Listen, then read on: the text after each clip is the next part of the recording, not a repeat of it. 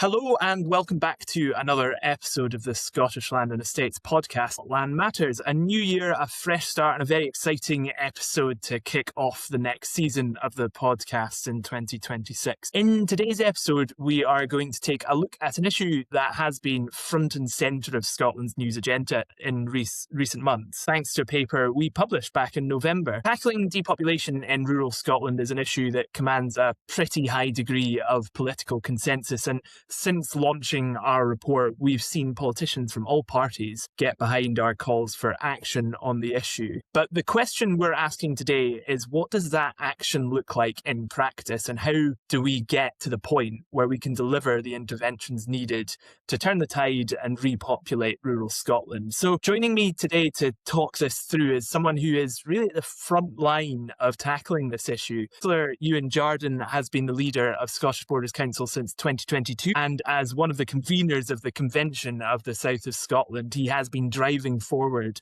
the conversation around how we tackle depopulation in rural areas. So welcome, Euan. It's really good to have you on the podcast today, and thank you for taking the time. Yeah, no, thanks for the invitation to attend. I think it's an excellent opportunity to talk about one of the pertinent issues in not just our region, but the whole of the country. I think it's really important. So yeah, anything I can do to push the agenda forward politically. Great stuff. Well, we're really pleased to have you on. And, I've always thought about local government and local politics, about how it's the kind of politics that kind of impacts us most. And I know a lot of people say that as well, but, it's our schools and local amenities and roads and the kind of things that people interact with every day, isn't it? It's all of that good stuff. Yeah, there's a big iceberg. I always call it the iceberg effect. You see the roads, you talk about the bins, you talk about education, but under there you've got the care system, you've got the rural issues. They've got loads and loads of things that local government does that people don't see, but most of our workforce is delivering on. And I think that's important. And also, obviously, you get with Holyrood or Westminster, you get given, you need to deliver this for us rather than actually having the flexibility to deliver what we think sometimes is best for the region. So it's a lot more complex than I think people imagine it is. There's a lot of people say, oh, it's the council's fault. No, it's not. But I think there's maybe about 70-80% of the time it isn't even the council's fault. It's something else, or it's something we're not even delivering on. Yeah, no, it's a really good point. It kind of brings us back to the topic of today's episode, because the needs of one part of Scotland can obviously be very different to other parts. And I suppose one of the roles you play as the leader of the council is to identify the needs of the Scottish borders, meet those needs where you can, and also speaking about how central government can often give you a task to complete that might not necessarily fit within that. It's up to you, I suppose, to represent those needs to central government and tell them, well, this is what the borders needs in reality. So on that point, do you see tackling depopulation in the more rural parts of the borders as one of those needs that requires a bit more attention than it's currently getting? Yeah, and I do, and I want to go back to a point you how Scotland's made up of all different parts. When we talk about Scotland, and especially when it's coming from Holyrood, there is a lot of chatter of Scotland, independent Scotland, or Scotland this, Scotland that. Scotland isn't a country. Scotland is made up of it is a country, but it's made up of all different local authorities. Every local authority is different in their need. And inside those local authorities, there's also made up of different needs. So to be told centrally, this is what we want you to deliver, this is what you have to do, it becomes complicated, and it starts to push away from what we're wanting to achieve. And I think we need, like I say, I go back to that fiscal ability, that flexibility. As the South of Scotland, as the Scottish Borders Council, we know that depopulation is something that is actually critical to our economic future. We need to be on top of it. We do not want people leaving. We do not want people wanting to go out there. I think we're still second or bottom in terms of low wage economy. And obviously, a price of a Mars bar is the same in the Scottish Borders as it is in Glasgow, but we're getting less money to pay for that Mars bar. And so we need to remember, there's all these different things that we need to take in context. In rural areas, and rural population is so different to urban, and that's why it frustrates me. Coming through central government, they don't look at rural areas. They don't look at them in the same lens. I've had a conversation with a minister a couple of years ago, not a minister as in a church minister, but as a Holyrood minister, and they stated to me, when I was talking about the local issues about transport, about swimming pools, about travelling, they said, well, you're not like Dundee. I said, what do you mean I'm not like Dundee? They said, people have to travel a distance. I went, yes. And then they went, again, you're not like Dundee. Yes, we're not like Dundee. And then you could see it clicking in their eyes. And then they went, oh, wait a minute, rural's different to urban councils. So that is exactly the sort of fight we've got, because they're in the central belt, they're seeing that. And sometimes, Cam, you'll know yourself, there's a Hollywood bubble where people don't reach out that bubble. They'll see some headlines or they'll see some snappy shots, but they're not really tackling the real issues. So as councils, we're seeing it day by day. We're seeing our young people leave. We're seeing some of our issues. And we've got three main issues through our regional economic partnership, which is skills, transport, and housing. You get housing right, more houses, people can live, families want to stay there. You get the transport right, public transport, people will be able to get to jobs, people will be able to get there. And then you get the skills right, we're keeping people, we're making the region more popular in terms of economic value, people wanting to invest, and then we start to deliver. So yeah, it's really a really important issue that we need to tackle. Yeah. It's a really solid start to the podcast. A lot to unpack there. You mentioned briefly about the fact that when we say ministers in this context, we're not talking about the clerics. I think that speaks to the bubble that sometimes we live in. When we say ministers, we just automatically assume everyone knows what we're talking about. So thanks for taking a minute to clarify that. I want to pick up on one of the points you started making there about how, as much as we can talk about depopulation as sort of tearing at the fabric of rural communities, you actually view this issue as an economic one. Why do you think that is? Why do you think depopulation is an economic issue as much as it is a social one? Because people drive the economy. And I think that's essentially what it's. You need people to drive the economy, and you need skilled people, you need other people there just to work together and to create that network, to create that ecosystem that can deliver. And if we do not have people, we don't have a strong economy. We have our area is very well known. Some people call it a retirement village, a retirement area region, because people will move there, they'll retire there, but then they're not as economically vibrant as they were. So less cash to spend, but we need people there who can be there for the skilled. So we don't want our skills to leave. We want to welcome people. Of course we want to welcome people, and everyone's welcome to live and grow old in the Scottish borders. However, at the same time, we need to remember we need to be an economy that's strong and people drive it, and businesses drive it, industry drives it. And if industry can't get skills, can't get the people, we don't have the housing, we can't get them with the transport, it goes back to those three needs, then it can't thrive. And if it can't thrive, well, we'll just go stay in the central belt where there is population, where people are going. Yeah, I think it's a really good point on that, Euan. And we've tried to frame the research that we've done on this at SLE around the economic opportunities that exist in rural areas. Because when we think about it, the key drivers of Scotland's economy right now in the energy sector, in the tourism sector, in the food and drink sector, looking at our biggest exports in salmon and whiskey, they're all coming out of rural Scotland. And moreover, that is something that the Borders is delivering quite a lot of. Which of those sectors do you think offer the kind of greatest growth opportunities? Do you think it's one of them? Do you think it's all of them? Do you think that we need to be utilising every aspect of the rural economy to help turn the tide on rural depopulation? And how do we sort of leverage the opportunities that exist in the Borders to help start tackling some of these issues? Yeah, I think the food and drink industry in the Borders is still very much untapped. I think there's so much potential there. We've got so many things that we can deliver on and we can do in terms of there. We've got great produce. But again, it's trying to help some of these businesses upscale and make this actually be ambitious. So we're doing a lot of work with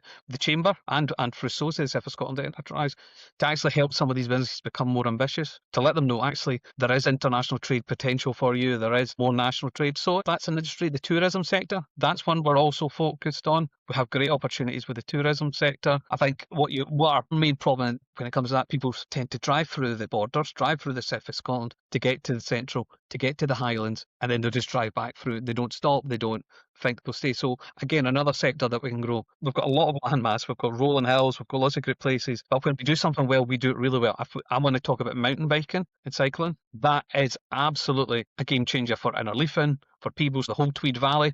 People come across from all over the world. It's known as the Mecca across the world for cycling. I was up in Innerleithen just earlier this afternoon, and what a difference that is to the town it was 10, 15 years ago, because they were able to utilise something, to deliver it, and use the surroundings, what we've got. We've got a great asset in terms of our environment and all the areas around. So yeah, for me, I think that's another sector. How can we leverage our natural capital to its best potential. Mountain biking, great, but we've got also other opportunities with the natural capital. So there's a lot that we can be doing, but people do want to come here. They do want to stay here when you give them a hook, when you give them something. But at the same time, if we're getting more people coming here for the cycling, does that mean someone can't come back who's left the area and wants to start their family here because the house has been snapped up by someone else? I've said this story a few times to people. I've got a friend who grew up in Peebles. Now he's got his family. He was up in Edinburgh. They want to come back to Peebles for the family to go to school in Peebles, but he was priced out 11 times for houses in Peebles. 11 times. If that's happening to one person, how many other people? So if we can get more houses built, more people want to come back. So it's not, I think there's a case that people don't want to live here. They're struggling to find accommodation here, and that's a big part. I know how passionate you are about sports, Euan, and the Borders is such a great example of what we can do to try to move ourselves forward in terms of what we can deliver in terms of sports and use that to try and help tackle some of these challenges. But I also know that culture is something that you've got a really big passion for, and the Borders, looking at sort of initiatives like Trimontium, like the Tapestry, like the Borders Abbeys. How do you think we can do more with them to help drive this agenda forward to help tackle depopulation and make rural communities more vibrant and more attractive? It all goes back for me to the culture, but it's not just culture, it's a heritage part of that, of the culture. We've got a strong heritage in the Scottish Borders. Look at all our ceremony, all our festivals, common ridings, they're throughout the summer. That's a heritage, that's a legacy that continues to go, and that you can't sample anywhere else. It becomes this way of life in the summer. And you've got the Tapestry, you've got Trimontium, you've got Sir Walter Scott's Abbotsford House, you've got the Abbeys. We've got so much. We've got more big houses and castles in the south of Scotland than I think anywhere else in the UK, which to me is a phenomenal stat. It might not be the UK, it might be Scotland. But anyway, something at SLE we're acutely aware of and very proud of indeed. Yeah. So, it's a really good point. And and with that becomes, if you speak to anyone abroad, they're really focusing on big houses, big castles. They think of Downton Abbey, they think of all these things that they've seen in the TV. It's a way of life that they really think it is. Actually, it isn't, but how can we portray that it's a different way of life? The way that our culture is in rural communities. Rural communities are very different to urban, and I'll keep saying that. And we can offer something that you can't get. We're very close to the central. We're very close to Edinburgh. 54 minutes in the train from Galashiels to Edinburgh. You're right there. If you're in London on the tube, that is nothing. You don't even think about it. But for some reason, we think it's a long way in the Borders. Still connected to the city, but you can have the best way of life. Then you go on. You've got Kelso, Cllr, you've got Peebles, you've got Jedburgh, you've got all these historic. So yeah, I think we can all be utilising it more, but we need to sell it more, sell our region more. And that's the biggest problem. People drive through, and sometimes as a rural region, we undersell ourselves, and that's a big problem. We'll maybe come on to how those ideas around culture and heritage might apply elsewhere in Scotland, because I know you'll always argue that the Borders is the sort of jewel in the crown of Scotland when it comes to that.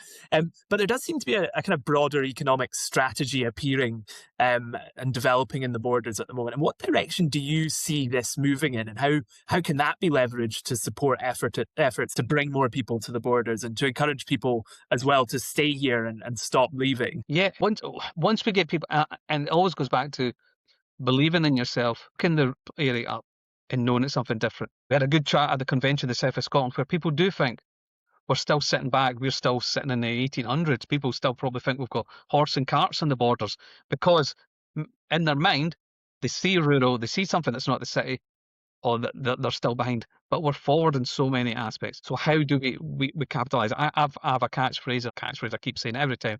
South of Scotland doesn't punch above its weight. It is a heavyweight region. And the more you say that, the more people will believe it. But is it? How do we enable it more and more? I mean, you look at the Tapestry as a prime example, a national, not just a national museum, an international museum in the centre of Galashiels. But people don't believe in it because there is perception you don't deserve this, or this shouldn't be in the Borders. Why are we getting this? Because it's not surrounded by all the other big national museums like you would do in Edinburgh or you would get in Glasgow. It's not a national trust asset run by Borders. So I think there's that, but how we can all work together to drive the visit economy, but then the economy of staying there and the skills. And it all comes down to people are busy 9 to 5 all the time. But what about that weekend? What are you going to do at the weekend? People do come to the Borders at the weekend to escape. People do come to the Borders to enjoy their way of life. But how can we get them to say, it's not just a place for the weekend, it's a place for the week. It's a place to stay. And these are the sort of things we need to be doing. And it's not just tackling one market, it's tackling every market. And I think sometimes we miss out in terms of especially with council and anything between the ages of 23 and 55. We don't speak to the people in that bracket. We speak to younger people, we speak to the older population. We do not speak to the people in the bracket that have the money, that are willing here, that are busy with their kids, with their family, but we don't speak to them. So how can we speak to them? Because if you're their age, do you want to come and live here, or do you want us to stay in the city? But if we speak to them and say, no, come here, this is life changing. Yeah, yeah. So when we speak to rural businesses about these kinds of issues, we often hear that they are struggling to find people to come and work for them, to come and stay, come and build a life in these rural communities. Do you think you, in a local authority setting, are given enough flexibility to try things and try innovative approaches to changing that and making it more attractive for people to want to come and live and work in the borders and in rural communities? Yeah, to an extent we are, but at the same time we still get caught up in bureaucracy. We still get caught up in issues that we can't surpass the government legislation. We can't get through areas, but we are doing some innovative work. Coming to the council on Thursday is a paper around to Tweedbank, where it was a lower estate. We're looking at building new houses, but we're going to do them through a different scheme, a different issue. So feel free to look at the council papers. I won't go in there, but that's us trying to be innovative and trying to do something different in that space in the housing, because we know it's a problem with housing emergency. Right? How can we start to solve it? And we just need that flexibility. So I think we've got a lot of skills here in terms of mind instead of personnel, instead of people, and a can-do attitude. And the more opportunity we get, we can deliver. But yeah, there is a lot of things that government push on us that push us back, unfortunately. But we're also part of the borderlands, which has been a great catalyst in terms of trying to move things forward in the region, trying to move things for the borderlands. But we're also part of South East Scotland City Region deal. Again, a lot of it is going into Edinburgh. It's academic, it's Edinburgh Uni. But I'm fighting the corner for the borders to get as much as we can. And we are getting some developments and some other things. But it's difficult being an outlier when you've got a big city that it was able, and it's been run by the city. But yeah, so there are opportunities, but are there enough opportunities? And I think that's the question. Yeah. I think that's right, and it kind of leads me on to one of my final kind of couple of questions. And you maybe started to answer that there, but if there was one thing that you could change tomorrow to try to turn this on its head and really try to get into the nuts and bolts of how we tackle depopulation, how we get people to want to move to the borders to live and work there, what would that be? I think this infrastructure, transport infrastructure, public transport is for me is the key to it, because if you're in there and if you don't have a car, you're isolated. And if you don't have a car, you remember that. If you had to get the bus, or the bus was every 2 hours, and you're a teenager living in the borders, and you remember that story, well, I'm going to leave the borders as quick as I can to get to the city where it's a lot more convenient. So say you're staying in a town like Earlston, you can't get a bus for 2 hours into the centre of Gala. That's the sort of thing where it starts to shape your mind. Actually, this is a backwater place. I shouldn't be here. I can go to the city and I can get a bus every 20 minutes. So that's one of the things we can do. Get people more mobile, get people moving across the area quicker. So public transport would be a key for me, because we pay a lot of money for it just to go up to Edinburgh and Midlothian. We pay, I think, nearly £200,000 for one of the bus services. 3 people come for the borders. The rest are picked up in Midlothian and in Edinburgh, but they don't pay anything towards it, really. So I think public transport would be one of the key issues to do. Again, we go back to that skills piece. More and more hybrid, and then homes, so people can get single homes, family homes. There's a lot of people living at home still with their parents, a lot of people not able to move out at all. These are the things that make you want to stay in the borders. Everything else, I think we've got the greatest place, I will always say it, in Scotland and the world, but it's just, if we get that transport sorted, get the skills, get that opportunity, I think people are willing to do it, but it's just the opportunity, and then we can get people to come in, have that sense of pride in place. Yeah. Well, I know that there's going to be a debate in Holyrood in a couple of days' time around funding for local authorities and public services more widely, and that's going to be led by Alexander Burnett, who's a MSP in Aberdeenshire. And so clearly there's a lot of the issues that we've discussed today, and they apply across the board to rural local authorities. How do we make the case for rural local authorities to get a more equitable slice of the pie, if you like? You mentioned that you're putting on bus services to get people to and from the kind of central belt, and that's borders buses that you guys are paying for, but the people who are actually utilising the services aren't in there. So that's a slight inequity, and we talk about the delivery of rural homes, where the Scottish Government have committed to giving us 10% of the funding to deliver new affordable housing, but rural Scotland accounts for 17% of the population. So again, there's a lot of these inequities. How do you think we can effectively argue to make the case that, look, we need to think again about how we allocate this funding, because it is much more challenging in many different ways to run a local authority in a rural area, because we have more area to cover, we have different challenges. What do you think we can do at SLE to try to make the case for that? Yeah, first simple question. Who's been left behind? It's people in rural areas. It's people who didn't choose sometimes to live or grow up in the town, but just by circumstance they are there. One of the biggest cases is social isolation, loneliness. That's rampant in rural areas because people can't get out, they can't speak. I think the stat was Harvard University had said that loneliness causes more harm than 20 packets of cigarettes a day. That's a real problem in rural areas. You've got rural poverty, which is very different. Urban poverty, very different, and that's not taking its own. But we have island authorities that get their own special deal, they get their own special way in, but I don't rural authorities. The snowstorm recently, you mentioned also Aberdeenshire, I think that should have been a wake-up call for the Scottish Government to go, actually, people are struggling to get to pharmacies, people are struggling to get things out because they're so far from them. They're not on their doorstep. It is not like a city where there's maybe 4 or 5 pharmacies within a mile. Only one's 10 miles away. 15 miles away to get to it, to get the necessities. And that's what we need to go. It's a distance to get things. So we've got the public transport, but it's connectivity. And I think that it goes down to it is, if you really want to push for it, we shouldn't feel like we're left behind the rest of the country just because where we live. Because we're not a bigger population doesn't mean we're not important to the whole factor of Scotland's economy. And if we can get Scotland, the south of Scotland, rural authorities working, really working in terms of economic stimulus, it is good for the rest of the country. We are, in the south of Scotland, we are the heartbeat of the UK. If you look at it strategically, we are literally where the heart would be. And I think that's what we need to remember. We're the heartbeat. Everything goes through us. We've got one little motorway and the rest of it is back roads and little truck roads. There's nothing major. We don't have any railway that goes straight down from the borders. If we can get that to Carlisle, that'd be a game changer. That just opens up there. Again, to the skills piece with Cllr University, up to Hoyk, there's so many things that we could work on to push. But I think my main thing was, why are people in rural areas being treated differently to people in urban? Absolutely, we've covered quite a lot of ground. It's been a really good discussion. I know that you've read through our paper and some of our proposals to help tackle some of these challenges. Just a final question for you: what could the Scottish borders look like in 10 or 20 years if we got all of this right and we were able to get across these policies to the Scottish Government? And I suppose if you had your way and you were given the flexibility to enact all of this, what do you think the Scottish borders could look like? Yeah, I think a metropolis. No, I think the Scottish that'll be quoted and cut. No, I think for me, what the Scottish borders could look like is well connected. I think there could be a great economic stimulus. I think there could be an economic boom in the Scottish borders. I don't think we'd be the lowest wage area in Scotland. I think we'd be quite high up there. We can get industry in for the first time, real industry that can actually go more and more, and it's employable. We've got industry, we have industry, but industry comes and goes. That's the problem. It comes and it goes. We would be seen as a confident place to invest in, and I think that's the key here. But people would be happier, people would be connected, but they would still have that culture, that heritage.